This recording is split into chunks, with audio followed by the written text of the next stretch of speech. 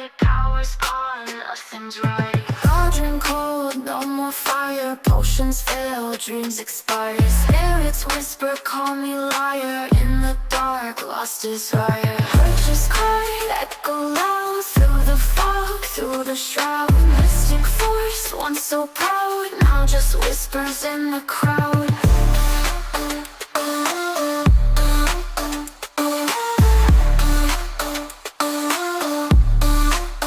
Babalan TV.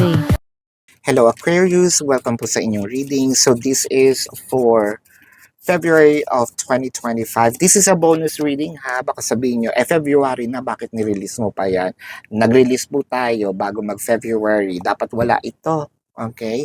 Dahil maganda po ang response ng Aquarius. Ayan. So bilang thank you, why not gumawa ng update, di ba? Para masaya, at least nakita nyo na appreciate kayo. Paano nga ba? Bakit maganda ang response? Doon po sa mga nag-like, comment, share, no? Mag-comment kayo kahit heart lang, no? Maganda po kasi yung response niyo kaya ginawa ko yan. Kung gusto nyo na palaging may ganyan, like na, no? Again, for those of you who's new to the channel, don't forget to click the subscribe button, smash the like button, comment below kung kayo po ay nakaka-resonate, and hit the notification bell. Kung gusto niyo pong sumali sa ating live sessions, dun po yan sa ating kabilang channel, that is Babaylan TV, no? Dalawa po ang readings doon. Meron na rin po February the 1st to February the 7th of 2025. Meron na rin for monthly, no? February of 2025. Ayan. I want you to know that this is a general reading. You may resonate with the entire reading or you may resonate with some bits and pieces of the reading. Take what's only yours. Again, bonus po ito ha. So, baka sabihin nyo ay late. Hindi po. Meron pong nauna. So, I think that this is given the Ace of Pentacles. No? So, ibig sabihin, madaming offers ang pwedeng mangyari sa inyo. It could be an offer of love. It could be an offer of opportunities, an offer of money. No? And this is a new opportunities. For those of you na parang you're looking for a new job, you're looking for a new opportunity, looking for a new way of harvesting money, so I think parating na siya, lalo na if you're looking for a new person, no? There's just one thing, no? Parang pwede tayong makatagpo ng isang romantic experience ngayong February, just an update, no? Pero meron tayong age gap, no? It may be a May-December love affair, pwedeng konti lang ang age gap, no? Kung hindi man numbers ang pinag-uusapan natin, baka nandito din po itong maturity, no? Pwede rin itong LGBTQIA+, no, relationship. Pwedeng magkaiba din ang inyong mundo, no? What I mean is yung isa well-off, either mayaman na mayaman, may kaya sa buhay, yung iba, yung medyo hindi pinalad yung kanilang sitwasyon. Pero hindi yun nagtatapos doon, no? Yung current situation, so parang hindi masyadong umayon, no? So habang may buhay, may pag-asa, pwedeng gawa ng paraan, no? With the Fool card, ayan. So ang offer, 10 of Wands. So bakit nahihirapan siyang mag-reach out, mag-offer? Baka parang katulad ka nung Aries, no? Kung Aries ang iyong person, might as well check the Aries reading. Kasi ang nakikita ko, baka naman meron itong inferiority complex, no? What I'm trying to say is, yun nga, dahil magkaiba yung level of lifestyle, no? Yung pamumuhay nga, estado sa buhay, baka naman masyado niyang minamaliit yung sarili niya, parang feeling niya hindi ako bagay para dito, no? Baka kasi pag nag-offer ako, lumapit ako, ma-reject lang ako. Baka kasi eto ka, tas eto siya, 'di ba? Parang ang hirap naman. So parang sa kanya, based sa kanyang reality, hindi, mare-reject lang siya, no? With the High Priestess, pero alam mo na meron siyang gustong i-offer sa'yo, no?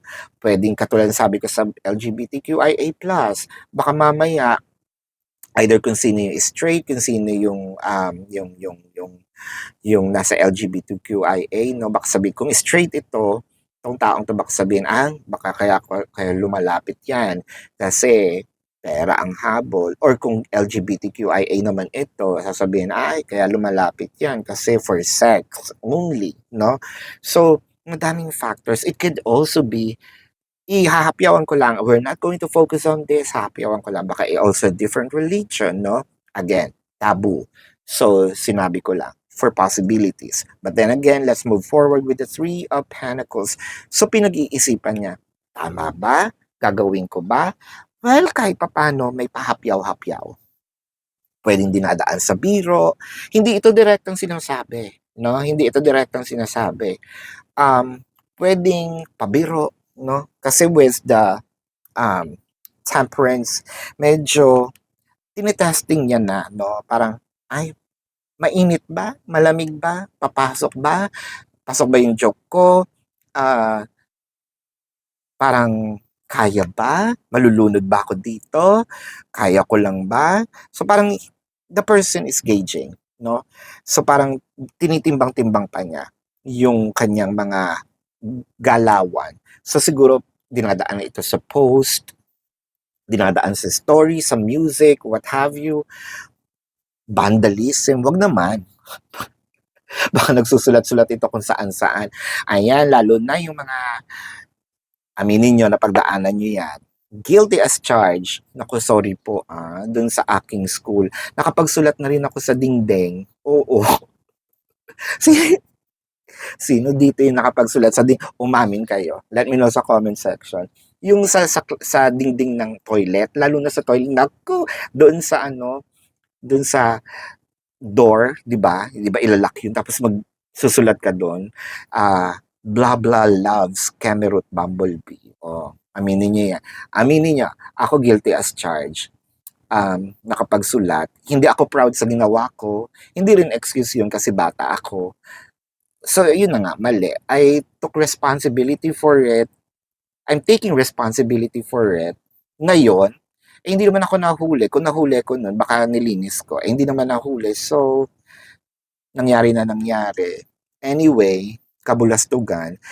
Balik tayo sa reading with the Ten of Cups. So, parang sinabi nito, why not magpahaging ako? Pwede pinapasabi din ito sa ibang tao, no? Sa ibang tao mo nalalaman, crush pala ako nito. Or kahit hindi naman niya sabihin yung mga titig niya, alam na alam, no? Ang lagkit. Somehow, medyo nagugustuhan din naman natin with the Queen of Queen of Pentacles. So parang, I want more. Ikaw ito. I want more. Ipakita mo pa. Ano ba yung gusto mo ipakita niya? Kapag pinakita sa'yo, magulat ka. With the Queen of Pentacles, na parang sinasabing tong Queen na to, nakikita ko yung ginagawa mo, pero, no, ipakita mo, kunin mo ang attention ko. No? So we are also demanding some energies from them or more energies from them. Whether it is time, effort, no? With the Wheel of Fortune, girl, boy, Bekla tomboy, eto na, the Wheel of Fortune, sinasabi ko na, ipapakita nito yan with the Ace of Cups. Nako, hindi ito makapagpigil. Hindi na siya makapagpigil. Kaya nga Ace of Pentacles ang lumabas. Ace of Pentacles actually showed up here twice. And just so you know, nag-appear ang angel number. Angel number 1, 1, 1. So, hindi ako numerologist, no? Okay lang ba tingnan natin? What is angel number 111? Sandali lang ha. Ayan. Believed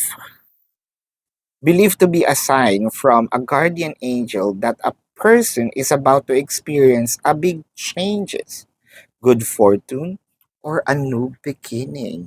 So, katulad ng sinabi ko kanina, hindi pa natin nakikita itong angel number 111, hindi pa man siya sumusulpot, no? Sinabi ko kanina, merong mga pagbabago, whether it is monetary, new experiences, hala, ayan ang tinatawag nating synchronicities, no? Type angel number or 111 in the comment section and claim it. Claim it. Dahil nakikita ko, kung medyo sabihin nating tinatamad, ay hindi naman kasi tinatamad to eh. All out na nga siya eh. Kaso hindi lang niya mapakita ng maayos eh. Sabihin nating kung dati puro pahaging-haging to, dahil humanda ka, baka pag ito nag-all out, magulat ka. No, baka sabihin mo, sandali, wait naman, hindi ako ready. Ay, nagpa-girl. Oh, with the Six of Wands, you're going, no, nandito pa tayo sa Star and the Seven of Swords. Ayan, siguro one of the reason bakit kasi hindi mo rin siya mabigyan, baka kasi nagdadalawang isip ka, no? Baka kasi meron itong reputation. Sabihin natin, ay, medyo maganda ang mukha niyan. So, parang feeling ko lolokohin lang ako niyan, no? Hindi. Kasi ang nakikita ko dito, this person actually already placed you sa pedestal. That is true. No? So, parang wala na siyang ibang inisip kung di ikaw. Walang ibang, babangon ako. Pero hindi ka dudurugin. Ay, pero masarap din kung dudurugin ka sa ibang bagay. Pero kung dudurugin ka, babangon ako para sa'yo. Ayan. Para saan ka bumabangon? Para dito, para sa'yo. Kasi parang feeling ko wala nang ibang isip. Pero sana dumating din yung dinurog ka, no? Sa ibang paraan. Hindi para gumante. Agoy! With the King of, with the Devil card. So sa inyong dalawa, ikaw ang merong, baka ikaw ang may masamang iniisip sa kanya. Kasi sa kanya, sobrang totoo. Ikaw, katulad ng sinabi ko, baka kasi yung mga LGBTQIA+, no? Or kung LGBTQIA to LGBTQIA, sasabihin, ay, pera-pera, ay, sex. Iba yung nasa isip. Dahil sobrang totoo, sobrang seryoso, sobrang genuine. So, ang nakikita natin dito is Six of Wands, no? And the Five of Swords. So, dadating yung point na paglalabang ka niyan. Nang hindi man patayan, pwedeng patayan. Wag naman sana umabot sa ganun. Tay, masarap ang pagmamahal nito, pero wag naman sana umabot sa patayan. Siguro patayan sa sarat, pero wag naman sa, And we don't, tapusin na natin yung patayan ng physical dahil hindi tayo nagfo-focus dyan. Pero dun sa patayan sa sarap, sige na nga. Ano yan? So, ito ang iyong reading. No, tignan muna natin ang ibang cards. Ayan, kung saan tayo napunta. Ayan. Gusto ko lang pong ipaalala sa inyo, dun po sa kabilang channel, nandun po ang ating live sessions, interactive yon. So, meron na rin po tayong February 1st to February the 7th dito at saka dun po sa Babaylan TV. May February of 2025 na rin dito at saka dun sa kabilang channel, no? So, kung hindi kayo makaresonate dito, baka nandun po, baka yung isang hindi bonus, ito bonus lang to, no? So, Lion, ayan. By the way, no, pwede kayo magtanong dito as long as the question po is answerable by yes or no. Okay? Kung hindi po kayo hindi kayo papatulugin ng yes or no, edi dumiretso na kayo dun sa ating description box, no? Nandun po, click nyo lang po yung link ng aking website. Mararoute kayo doon sa ating website. Nandun po yung question form, amount per question, name, number, QR code for your reference, and if you want to book a private reading, nandun din po siya, no? Lion. So, ang nakikita natin dito, medyo parang gusto niya talagang ipamukha sa iyo kung gaano kalakas yung sigaw ng kanyang damdamin, no? Parang gusto niya ipakita sa iyo na walang pwedeng lumapit, no? Or for the most of you, why I'm seeing here again, Baguio. Baka mga taga-Baguio dyan, or taga-Baguio siya, taga-Baguio kayo, no? Or Norse, no? Kung hindi man baka taga Norse. Speaking of, no? I am seeing here sobrang seryoso, no? Parang gusto niyang meron siyang sense of ownership, no? Parang territorial din itong taong ito. So, what I am seeing with the crescent, no? I think that this is the beginning to become it's becoming full. And I am seeing that this is also one of those parang meron na siyang mga pinapahiwatig, meron siyang gustong sabihin, marami siyang gustong gawin, no? At parang feeling ko ramdam na ramdam niyo na rin naman. Ayan. So tignan natin ang message ng universe para sa iyo, no? Hope is a conduit for miracles. And I feel like itong taong to, no, dadating yung panahon na lalakas ang loob niya at maipaparating niya, no, ang kanyang nararamdaman sa iyo. Tingnan natin ang zodiac sign ng iyong person. Ayan. This can be their sun sign or a placement in their chart. Leo, Sagittarius, Pisces. Baka kapwa Aquarius, no? Capricorn, Taurus. Did I just said Pisces? Yes, I'm seeing here Scorpio, Virgo, Aries is also here. Did I just said Capricorn? Yes. Yan ang iyong reading, no? So this is your reading. Love and light. Namaste. See you po sa susunod na readings. Goodbye.